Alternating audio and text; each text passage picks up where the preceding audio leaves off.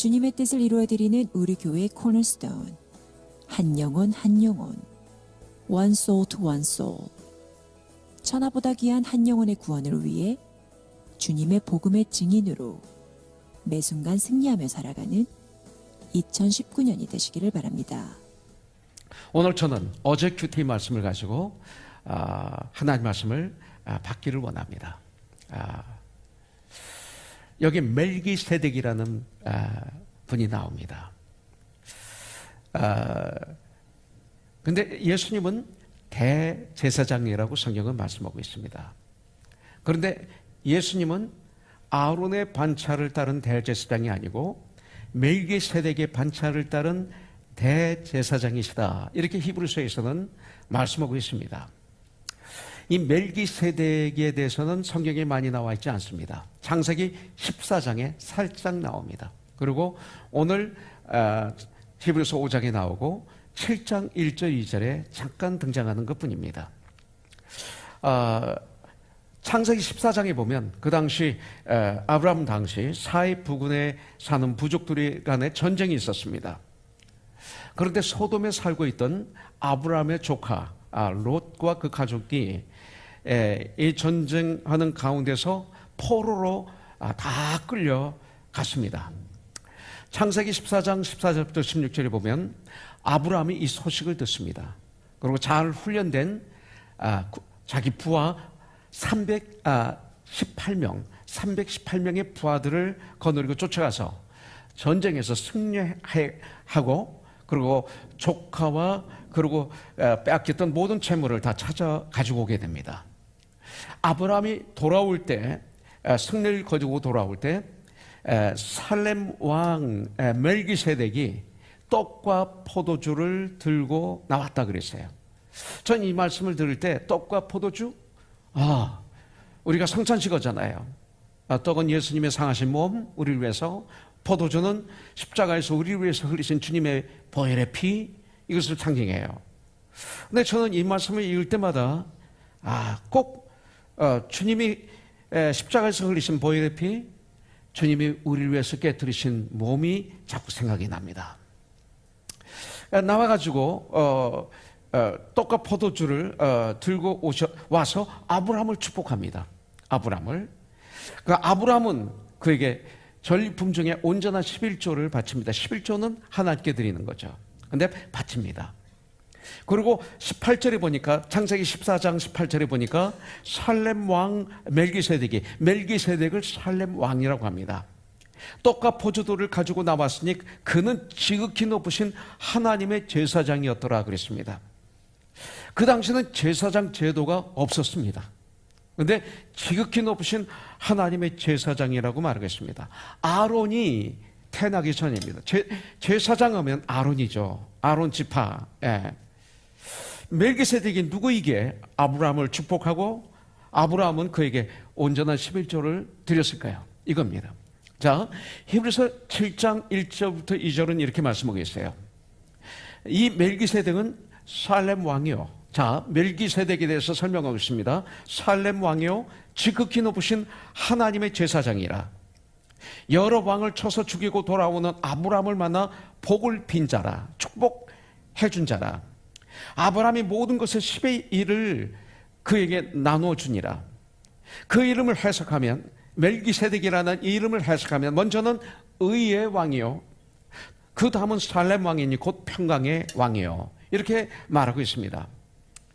자, 히브리서 5장 또 히브리서 7장에서는 창세기 14장의 말씀을 반복하고 있습니다. 멜기세덱의 이름의 뜻은 의와 평강의 왕, 이런 뜻입니다. 의와 평강의 왕이시다. 멜기라는 말은 나의 왕이라는 소리입니다. 세덱은 의라는 뜻이 있습니다. 그래서 나의 왕은 의로우시다. 이게 멜기세덱입니다. 줄여서 성경은 의의 왕이다. 이렇게 말씀하고 있습니다. 또한 멜기세덱은 살렘 왕이라고 말하고 있습니다. 예루살렘입니다. 예루살렘, 살렘 왕이십니다. 살렘이라는 말은 원래는 집을 되었다 이런 뜻이 있습니다. 완성되었다라는 이런 뜻이 있는데 여기서는 샬롬과 연결지어서 평화로 해석합니다. 평화의 왕이시다. 그러니까 어떻게 평화가 임하는가? 십자가에서 우리의 모든 죄값을 다 지불하시고 죽어주셨습니다. 3일 만에 부활하셨습니다. 그래서 부활하신 후 제자들에게 나타나셔서 하신 첫 번째 말씀이 너에게 평강이 있을지어다. 이 소리는 뭐예요? 내가 너희 죄값을 다 지불했다. 너희 저주는 이제 끝났다. 이제부터는 너희들에게 평화다. 이 소리죠. 그래서 지불된 이런 뜻이 있습니다. 그래서 죄의 문제를 이제 완전히 해결하셨기 때문에 부활하신 후 그 제자들에게 임하셔서 너에게 평강이 있을지어다 그랬어요. 자, 살렘 왕 멜기세덱이라고 하면 의와 평강의 왕입니다. 자, 3절에서 보면 히브리서 7장 3절에서 보면 이 멜기세덱은 아버지도 없고 이 땅이에요. 아버지도 없고 어머니도 없고 족보도 없고 시작한 날도 없고 생명의 끝도 없어 마치 하나님의 아들과 닮아서 그랬어요. 항상 제사장으로 있느니라. 어제나 오늘이라 영원토록 동일하십니다. 이렇게 말씀하고 있습니다.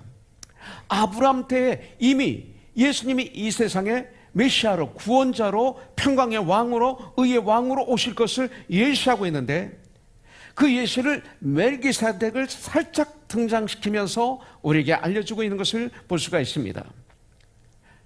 아까도 말씀드렸지만 이 멜기세덱이라는 이름의 뜻은 의와 평강의 왕이라고 그랬어요. 그런데 의와 평강은 바로 예수님의 대표적인 성품이십니다. 품성이십니다. 멜기세덱은 왕인데 다른 곳이 왕이 아니라 바로 예수님이 태어나실 그 예루살렘, 베들레헴에서 태어나셨지만 예루살렘의 왕이십니다. 예루살렘의 왕이십니다.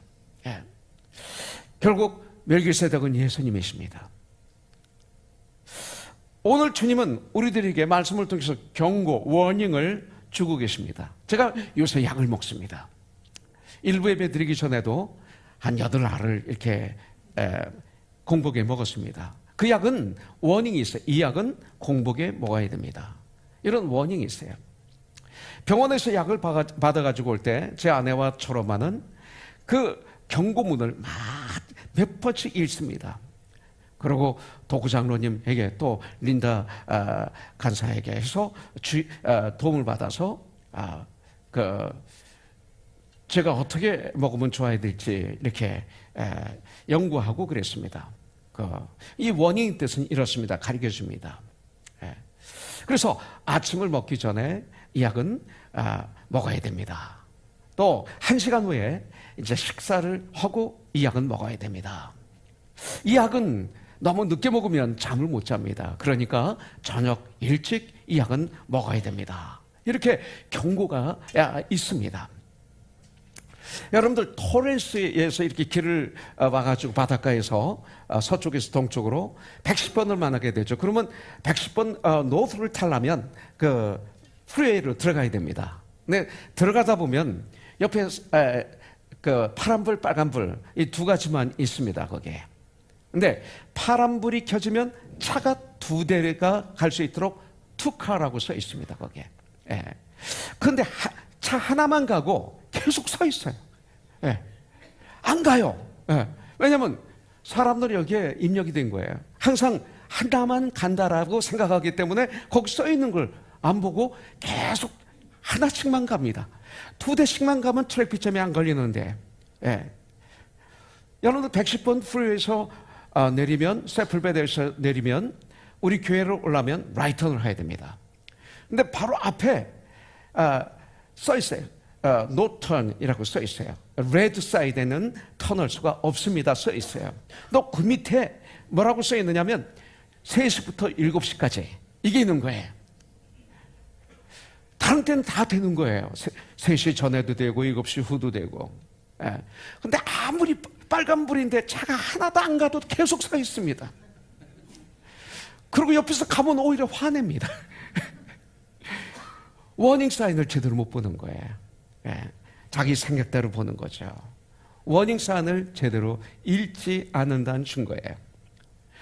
이와 같이 우리 그리스도인들도 하나님의 말씀을, 성경을 제대로 읽지 않기 때문에 문제되는 경우가 너무나 많이 있어요. 나의 생각, 나의 방법, 이 중심에 자리 잡고 있기 때문에 그래요.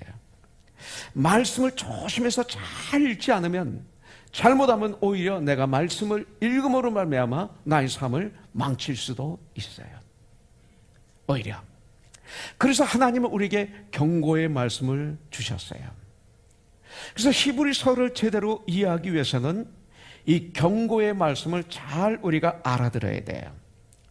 히브리서에는 적어도 5개 이상의 경고의 말씀이 나와요.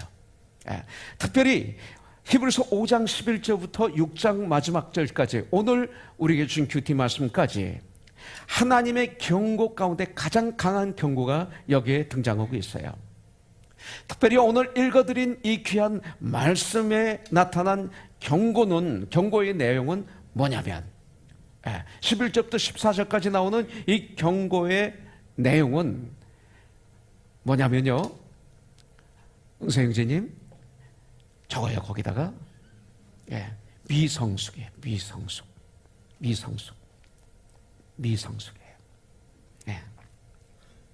교회는 나오지만 신앙이 자라지 않은 사람들에 대한 경고의 말씀이 여기 나오고 있어요. 교회는 나온 지 오래되었어요. 그런데 성경부도 많이 했어요. 성경도 많이 읽었어요. 암송도 많이 하고 있어요. 그런데 하나님의 눈으로 보실 때 아직 미숙아예요. 그런 영적인 성장이 이루어지지 않은 성도들을 향해서 오늘 하나님께서는 아주 강한 경고의 말씀을 주고 계시는 거예요. 특별히 히브리서 5장 11절부터 14절에서 가장 중요한 단어가 있어요. 은세형제, 그것도 적으세요. 아주 중요한 단어가 있는데 뭐가 될까? 은세형제는 뭘까요? 거기서 저는 앞에 앉으면 이뻐요. 이쁜 사람은 자꾸 물어봐요. 가장 중요한 단어는 때예요. 때. 이때냐 저때냐 때. 자, 젖을 먹는 건 나쁘지 않아요. 베드로전서 2장 2절에 보면 갓난 아기들 같이 순전하고 신령한 젖을 사모하라 그랬어요. 이는 그로 말미암아 너희를 구원에 이르도록 자라게 하려 하심이라. 하나님 말씀이 순전하고 신령한 젖으로 하나님 말씀을 비유하고 있어요. 그런데 오늘 말씀에서는 젖을 먹는 것을 책망하고 계세요. 베드로전서 5장 12, 13절에 보면 때가 오래되었으므로 너희가 마땅히 선생이 되었을 터인데 너희가 다시 하나님의 말씀에 초보에 대하여 누구에게서 가르침을 받아야 할 처지이니 단단한 음식은 못 먹고 젖이나 먹어야 할 자가 되었도다. 이는 젖을 먹는 자마다 어린아이니 의의 말씀을 경험하지 못한 자다. 이렇게 성경은 말씀하고 있어요. 갓 태어난 아기가 젖 먹는 거 당연합니다. 안 먹으면 오히려 이것은 참 문제가 되는 것이죠. 그런데 어린 아이의 그 우유병이, 젖꼭지가 지금 제 입에 물려있다고 한번 생각해 보세요. 이게 미성숙이에요. 이것이 이 시대 교회의 문제입니다. 교회가 힘을 잃어가고 있는 이유가 여기 있어요. 하나님의 교회의 문제가 끊임없이 일어나고 있는 것이 바로 여기에 이유가 있는 거예요.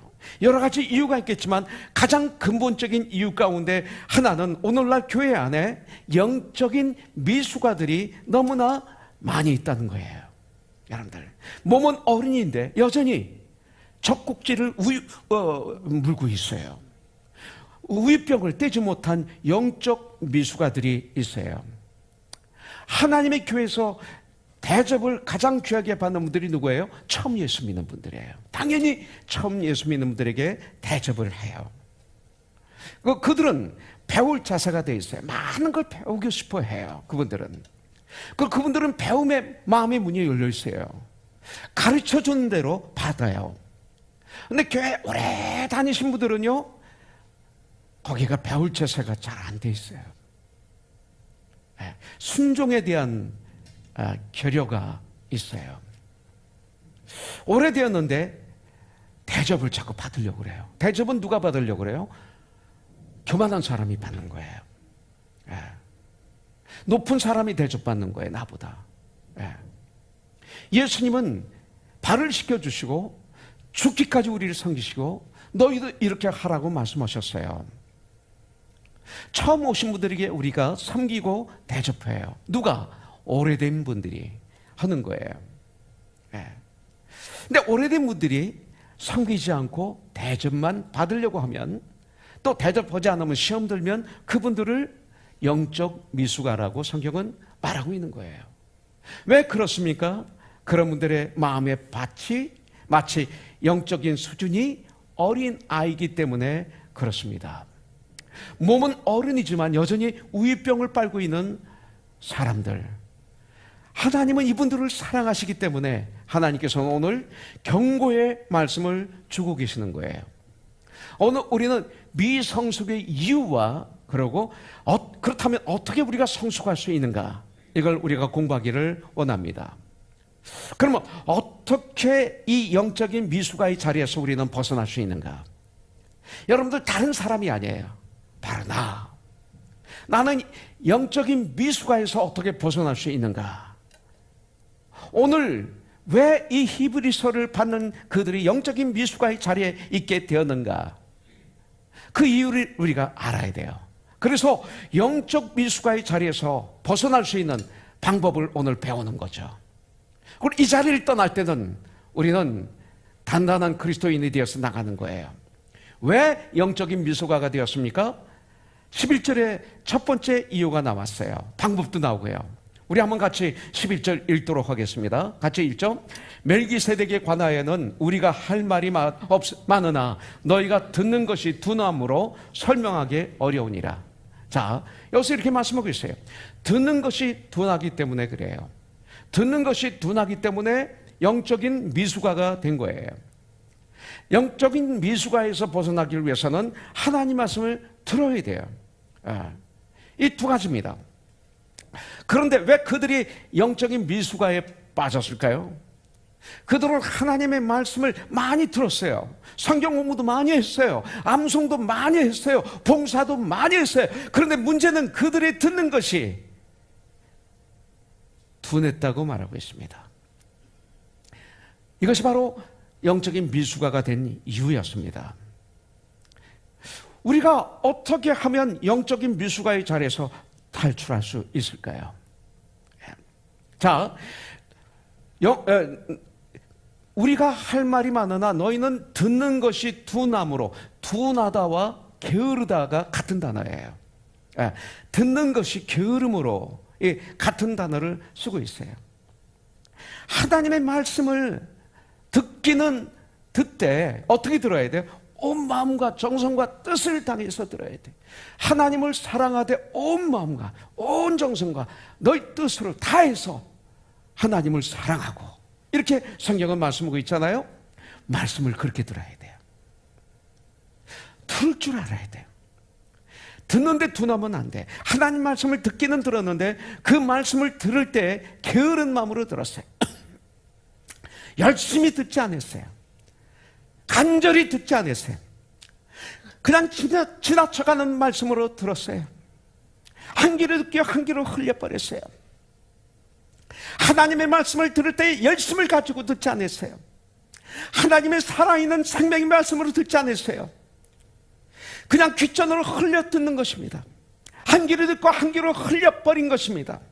그렇기 때문에 말씀을 들을 때 그 능력의 말씀이 내 안에서 맥을 못 추는 거예요. 하나님의 말씀은 얼마나 능력 있는 말씀인지 몰라요. 죽은 자를 살리세요. 나병 환자를 고쳐주세요. 안진뱅이를 일으켜주세요. 병든 자를 치료해 주시고 상함을 치료해 주시는 하나님의 그 말씀, 이 말씀이 그 사람에게는 맥을 추지 못하는 거예요. 왜? 내 마음이 바로 길가이기 때문에, 돌밭이기 때문에, 가시밭이기 때문에 그 말씀이 잠깐 나에게 있다가 죽어버려요. 이것이 둔하다는 거예요. 똑같은 하나님의 말씀이 선포되지만 받는 마음의 밭과 태도에 따라서 그 열매는 엄청나게 달라질 수 있다고 오늘 말씀하고 있어요. 아까 큐티 쇼에 했죠.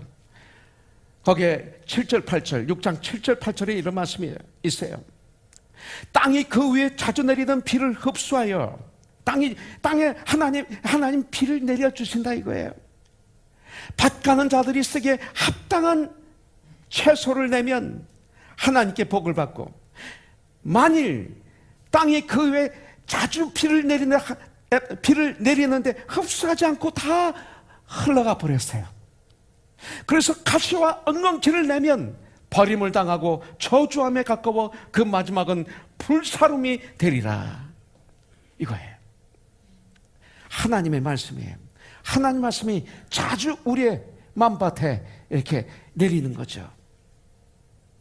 어떤 사람은 받아들여서 거기서 채소가 나와요. 어떤 사람은 그냥 다 버리는 바람에 엉겅퀴가 나오고 가시가 나와요. 만일 가시와 엉겅퀴를 내면 버림을 당하고 저주함에 가까워 그 마지막은 불사름이 되리라 이렇게 말씀하고 있어요. 수없이 우리들의 마음밭에 떨어진 하나님의 말씀이 우리들이 듣는 것이 투나무로 불사름이 될 수 있다고 오늘 우리에게 경고하고 계시는 거예요. 오늘 저와 여러분들은 주님의 말씀을 사모하는 마음을 주세요 이렇게 기도해야 돼요. 여러분들, 오늘 우리들은 하나님의 말씀이 꿀송이보다도 더 달게 해 주세요 이렇게 기도해야 돼요. 시편 기자들처럼 수많은 사람들이 한 줄 동안 드라마를 봅니다. 일부 예배 때 제가 이름을 잊어버려가지고 전명희 집사님한테 물어봐서 도움을 받았어요. 잘 알아요. 무슨 풍상이? 무슨 풍상? 풍상이 있지, 풍상이. 제가 그거 요새 봐요. 풍상? 그 옆에 써 있어요. 어찌 알고 풍상? 아니, 제목이 뭐죠? 왜 그래 풍상? 오, 앤드류 집사? 어? 성경을 그렇게 답해야 돼? 왜 그래 풍상? 저 그거 보여요. 그 성서적이야. 네. 다 회개해. 나 지금 막 다 회개하고 있어요, 명기자매. 그죠? 봐도 돼. 네. 좋은 건 봐요. 어떤 목사는 보지 마 그러시는데 그리고 자기만 보지. 근데 좋은 건 봐요. 왜 못 봐? 분별 골라서 이게 필요하죠. 그렇지 않아요? 테리 형제? 왜 어제 안 왔어? 네. 네. 좋은 건 여러분들 보세요. 근데 문제는 뭐냐면 내가 일주일 동안 드라마를 보는데 몇 시간을 보는지 한번 계산해 보세요. 일주일 동안 정말로. 그런데 성경을 읽는 시간은 일주일에 몇 시간이 되는지 한번 계산해 보세요. 아주 중요해요. 아담과 이브의 비극은 회개하지 않은 거예요. 선악과를 따먹은 것도 비극이지만 그것보다 더 큰 비극은 회개하지 않은 거예요. 회개하지 않아서 멸망당한 것입니다. 오늘날도 마찬가지예요. 우리가 멸망당하는 이유는 죄를 범해서가 아니라 회개하지 않아서예요.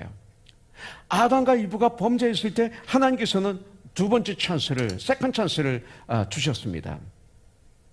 하나님께서는 언제나 저와 여러분들에게 세컨드 찬스를 우리에게 허락하세요. 그래서 자비로우시고 은혜로우시다 이렇게 시편 기자와 성경은 고백하고 있는 것입니다.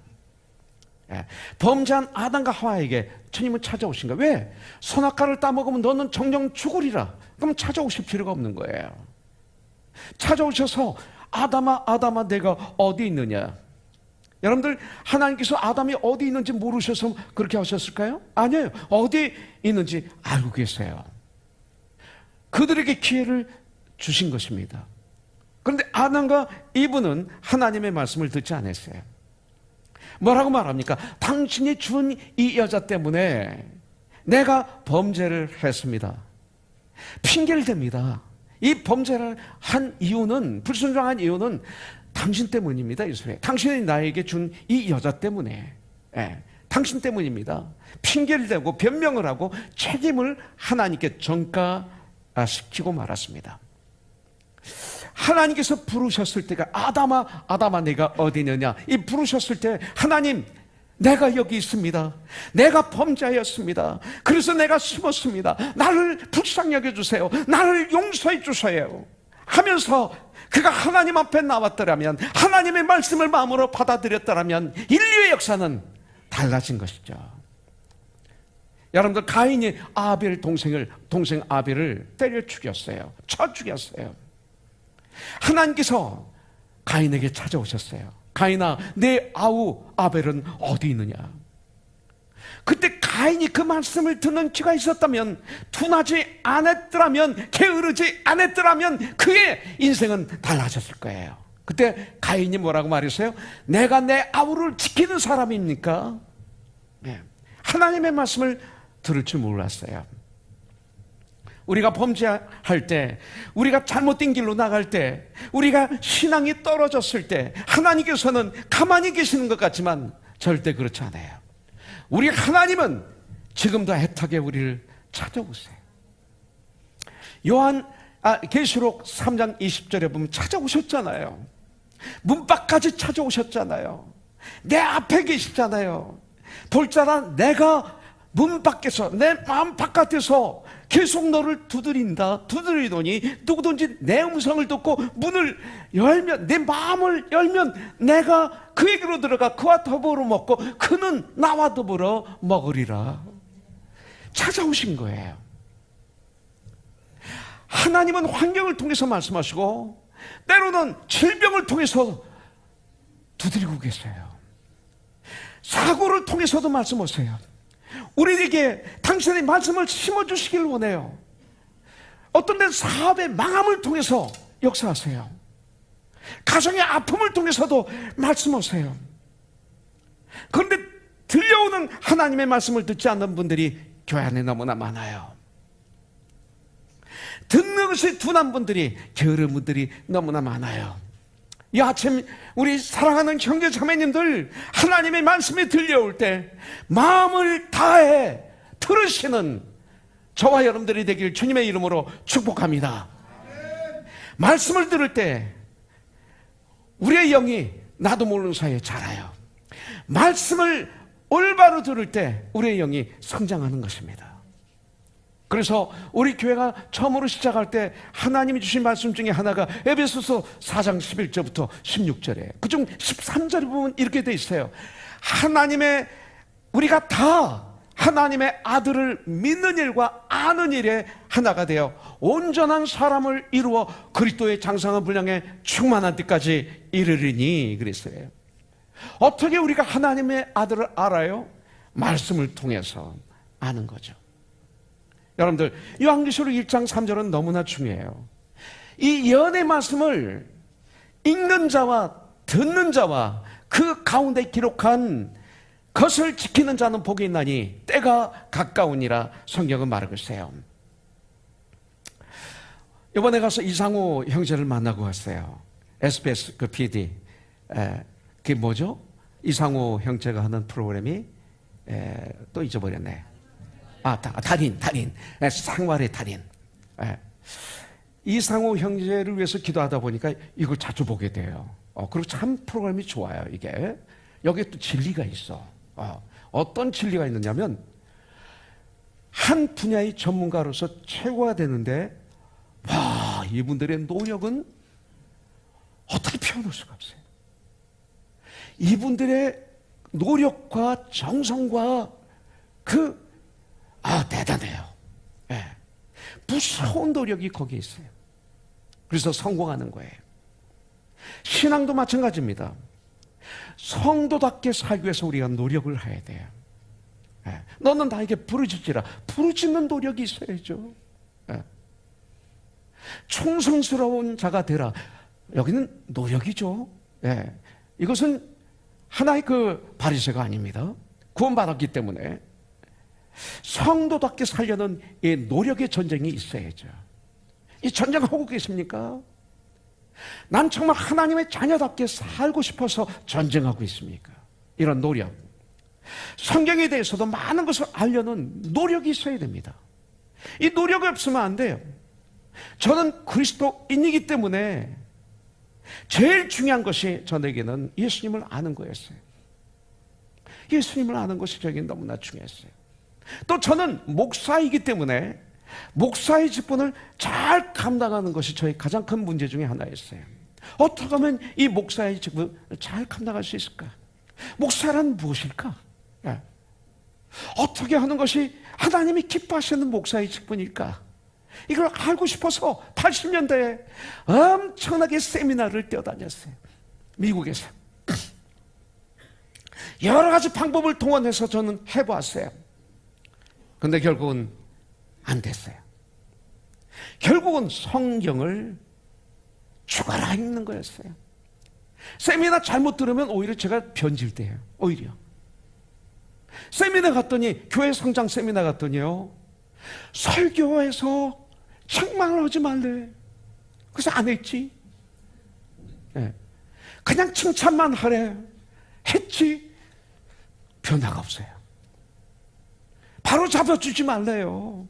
칭찬하면 칭찬한 대로 된대요. 어린아이들 칭찬하면 칭찬한 대로 됩니까? 안 되죠. 성경에 책망이 없나요? 디모데후서 3장 16절에는 하나님의 말씀은 성령의 감동으로 쓰여진 것으로 교훈과 책망과 바르게 함과 의를 교육하기에 유익하니 써 있는데 안 온 거예요. 잘못 세미나 들으면요, 제가 한때 큰일 날 뻔했어요. 그래서 죽어라 하고 성경을 읽는 것이 답이었어요. 죽어라 큐티를 했어요. 82년도부터 지금까지. 어느 날 보니까 제가 성경을 100번 이상 읽었더라고요. 그래서 이 자리에 제가 쓸 수 있는 거예요. 그래서 여러분들, 바로 시편 1편에 있는 말씀 그대로 바로 이런 하나님 말씀, 바로 이런 사람이 복 있는 사람이에요. 복 있는 사람은 악인들의 악인들의 꾀를 따르지 않아요. 죄인들의 자리에 서지 아니에요. 교만한 자의 자리에 앉지 아니에요. 이런 삶을 살기 위해서 유일한 방법을 알려주셨는데 오직 여호와의 율법을 증거하는 거예요. 오직 다른 방법 없어요. 하나님의 말씀을 출구하는 거예요. 그래서 그 말씀을 주야로 낮과 밤으로 묵상하는 거예요. 이런 삶을 살면 그는 신학가의 신문나무가 시절을 쫓아 열매를 맺으며 그 잎사귀가 마르지 아니한 같으니 그가 하는 모든 일이 다 형통하리로다. 그래서 사람들은 내가 원하는 걸 다 받으리로다 이렇게 해석해요. 아니에요.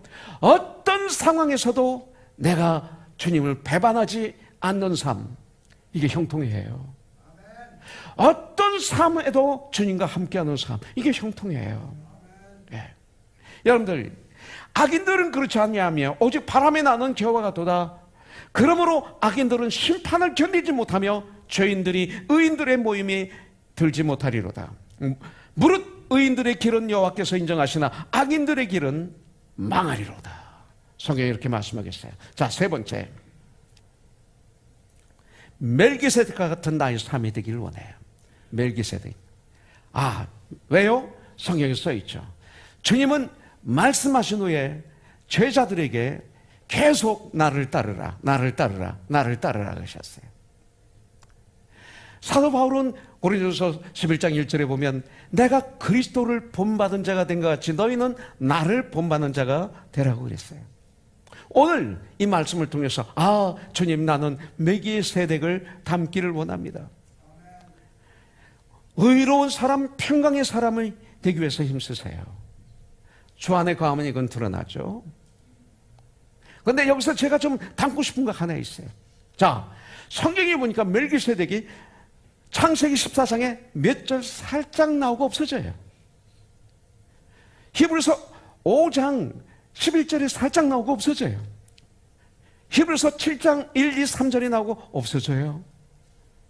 바로 그런 사람 되고 싶어요. 주님, 저 이런 멜기세덱을 닮기를 원합니다. 그렇게 세상적으로는 내가 중요해 보이지 않지만, 그러나 사실 굉장히 중요한 인물, 그런 제가 되고 싶습니다. 멜기세덱은 중요해 보이지 않지만 사실은 아주 중요한 분이잖아요.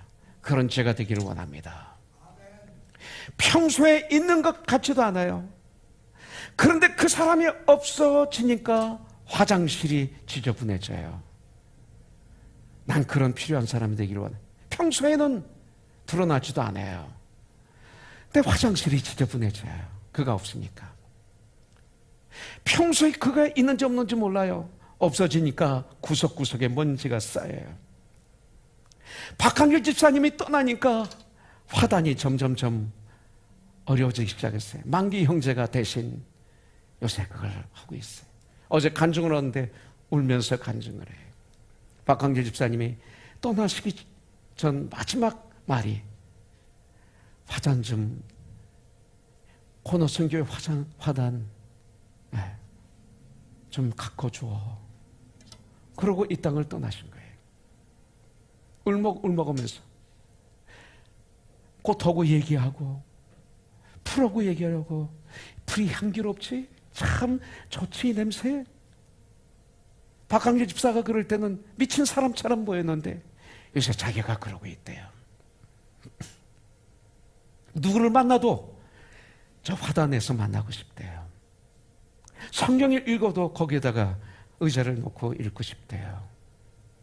자기 너무 좋대요. 여러분들, 지금은 우리 만기 형제가 또 우리 권 형제가 이것을 담당하고 있어요. 나종홍 형제가 드러나지 않죠. 근데 이분이 없으면 리사이클 통에 캔과 병들이 넘쳐 흐를 거예요. 아는 분이 별로 없어요. 그걸 다 갖다 매주마다가 자기 트럭에다가 실어서 돈으로 바꿔와요. 그래서 교회에다 헌금해서 지정헌금을 해서 이 헌금이 내년 우리 단교 선교 갈 때 우리 자녀들에게 장학금으로 주는 이런 일을 해요. 아무것도 아닌 작은 일인 것 같아요. 난 이런 사람 되고 싶어요. 평소에는 있는 것 같지 않은데 사실은 없어서는 안 될 나. 그런 우리가 되기를 주님의 이름으로 축복합니다. 자, 네 번째 보겠습니다. 자, 왜 우리가 미숙아가 됩니까? 말씀을 경험하지 못했기 때문에 미숙아가 돼요. 미숙아가 되는 거예요.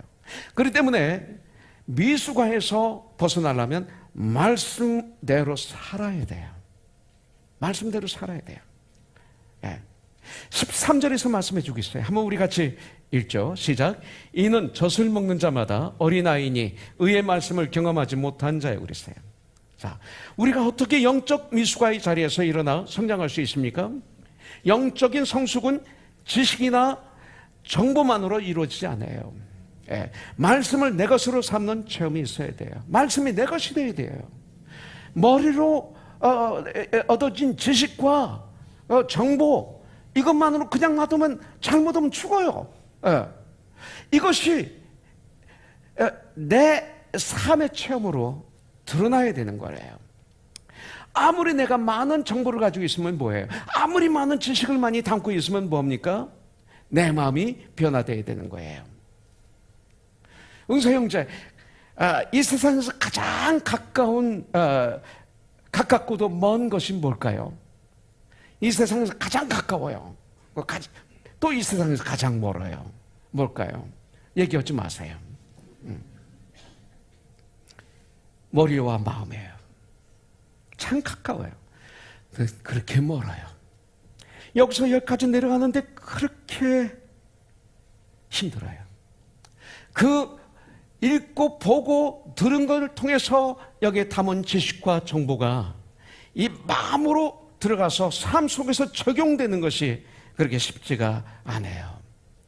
여러분들, 우리 영이 살아나기 위해서는 하나님의 말씀을 머리로만 기억하고 암송하는 것으로 끝나면 아무 소용이 없고 잘못하면 문제가 생겨요. 하나님의 말씀을 모르는 것이 문제가 아닙니다. 문제는 아는 하나님의 말씀을 생활에 실천하지 못해서 문제가 되는 거예요.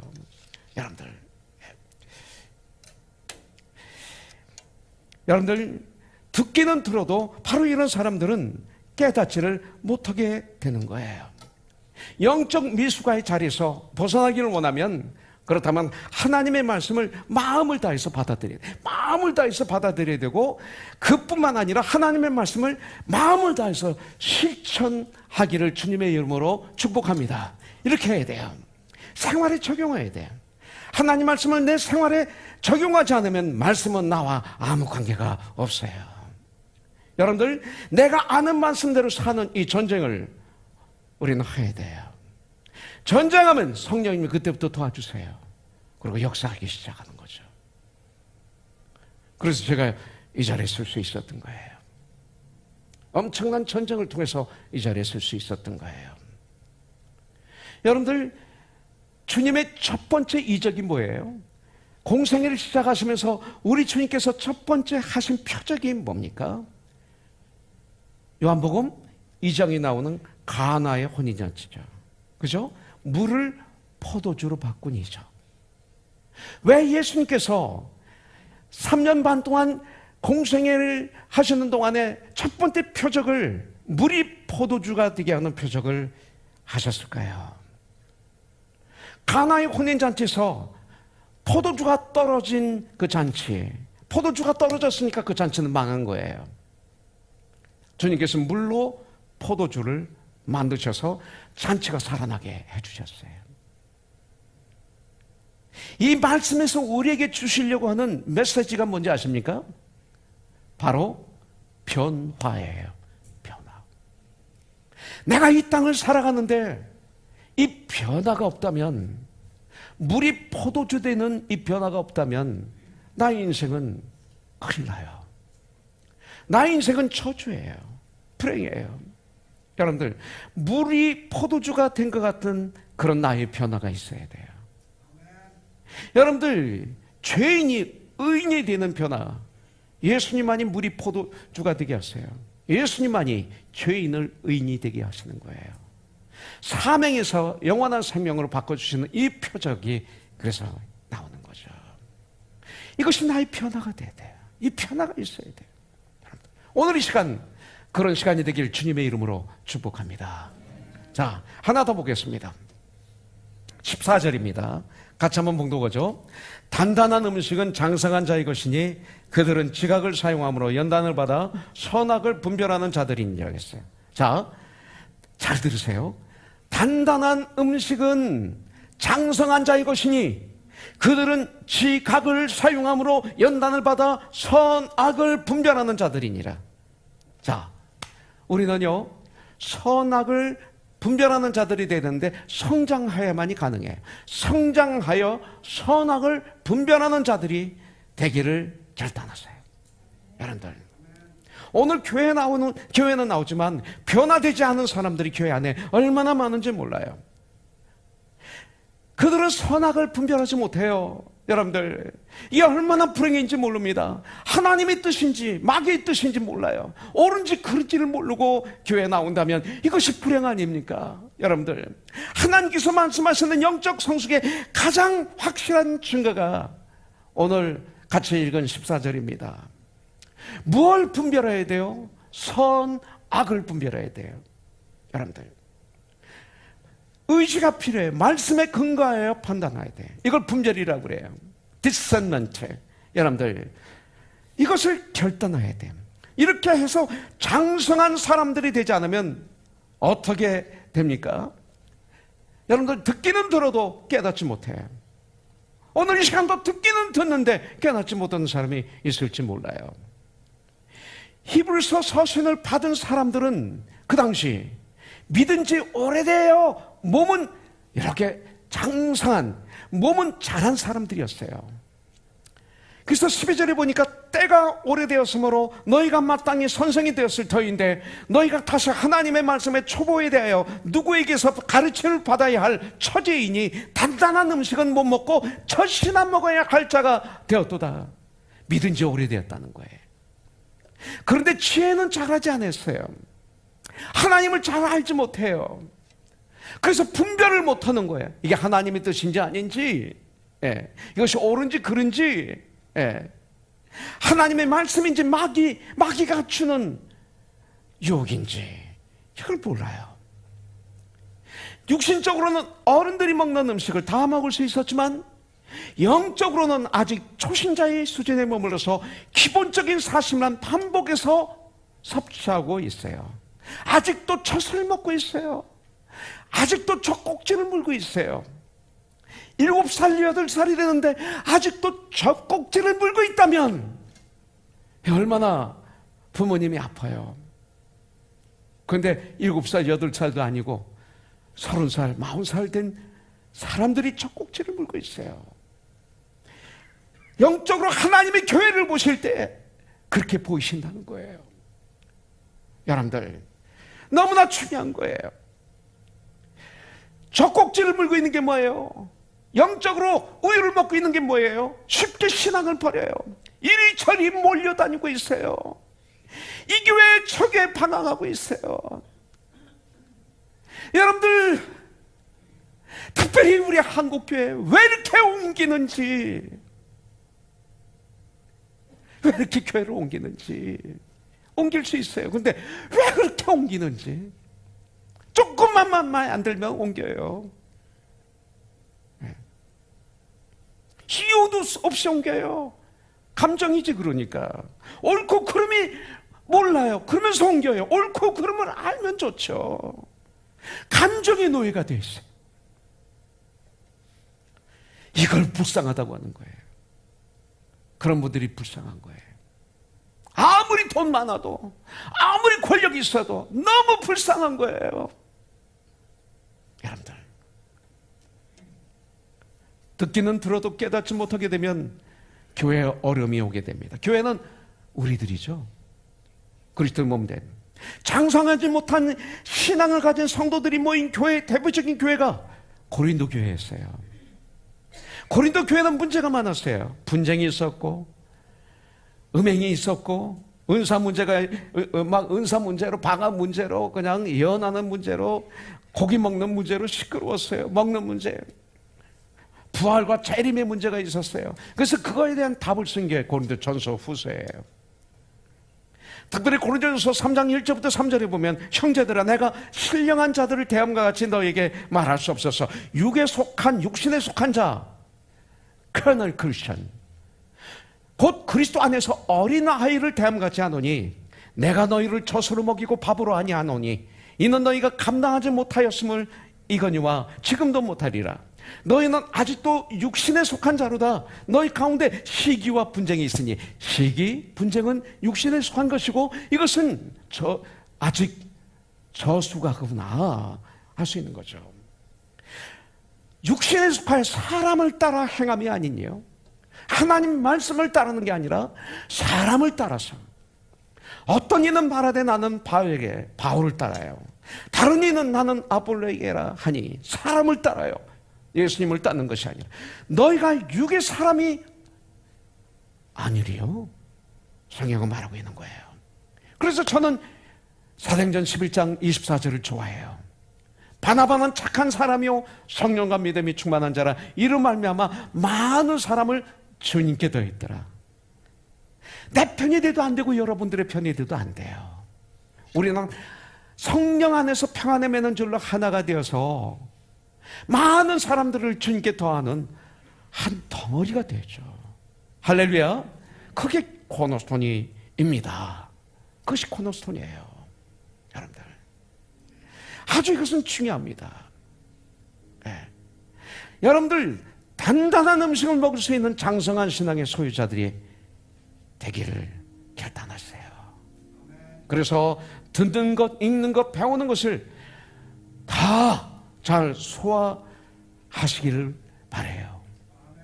우리가 성장한 그리스도인이 되어야 돼요.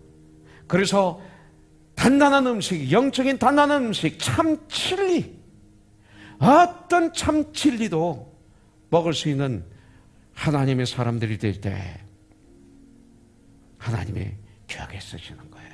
가능해요. 이 시간 우리가 마음의 문을 활짝 열길 원해요. 그리고 여러분들 기도하시길 원합니다. 주님을 바라보면 나의 부족함이 보여요.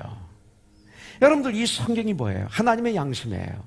하나님의 양심 앞에 무릎을 꿇고 이 하나님의 양심의 말씀을 보면 나의 모습이 적나라하게 드러나요.